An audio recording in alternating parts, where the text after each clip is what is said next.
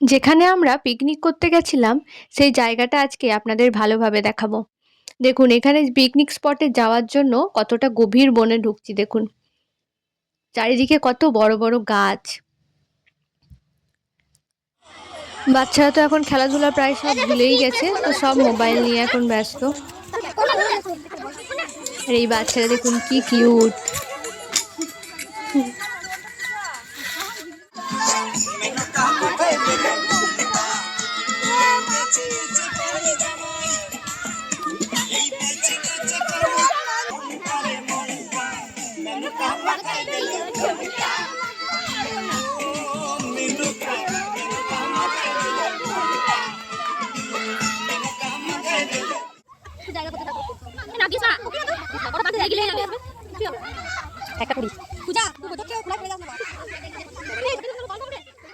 পকোড়ার সঙ্গে কফি তো লাগবেই, তার জন্য এখানে কফি বানানো হচ্ছে।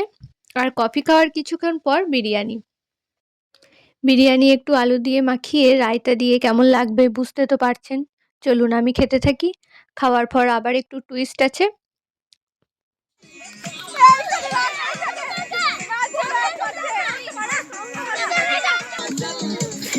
জাল